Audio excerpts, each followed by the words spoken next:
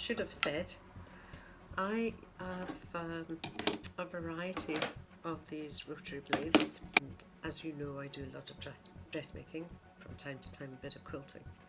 These started off as my quilting tools with a 45mm diameter blade.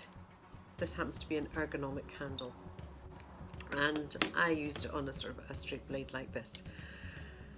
And I thought I can use that in dressmaking, but it was time consuming, and did a little search on the internet and found 60mm diameter blades. So I buy a lot of these, and as you know, the more cutting you do on fabric, the blunter they're going to get. So always a sharp blade. I have a stack of blades. I buy them in packs of 10 on the internet. Always there, and I just changed this blade this morning. Hence the reason I'm speeding through my work. Nice clean cuts.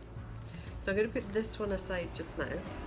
This is my favourite one, and yes, it is a chunkier handle. I do get a lot of control, and I'm doing long strides through, I don't know, a skirt. You get to the waistline, there might be a little curve to it. This one might not be the best ruler. This might not be the best cutter. A 45mm size might be better.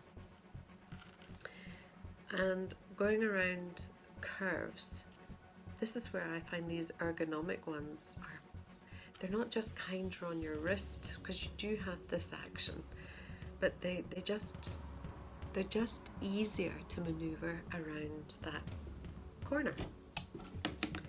But this dinky do thing, this is the smallest blade you can get. Great in crafts, great in card making, but great too in dressmaking. If you don't have your little snips to hand, which I think you get the most control with when you're doing those little notches, whether you're just somebody that likes to snip the edge of the fabric a 1/4 mil or cut out little triangles, this can do the job of just cutting in a little bite-sized piece. Very, very handy. All of these sharp blades. Let me just show you one more. We spoke earlier about pinking shears. Well, you can get a blade, this, which are similar, not exact, but very similar to a pinking blade. And can you see? It gives you a little fluted edge. And I cut one earlier. As I say, this one is a little bit on the blunt side, but still gives you a nice edge. I would suggest, if you want to use rotary cutters, which you generally start with in the quilting world, is take scrap fabric and have a practice. Because I didn't find it natural to jump from a pair of scissors to a rotary cutter in dressmaking.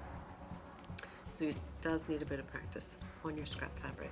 Please don't start doing it on your luxury silks and cottons. I don't want them blame. I heard Kenneth King say this, and I actually do this, and so never a truer word was spoken. Don't always stick to one tool. Mix it up a little bit. Be kind to your wrists and your fingers when you're sewing and when you're cutting, and take breaks in between. So now and again I use the rotary cutter, and then I go back to scissors, and in between use a little bit of moisturiser on your fingers, because I know that we all pick up these chemicals from fabric, especially in quilting when it's not been washed, and it can dry your skin out. But exercise those little digits as well. Alright, have a lovely day.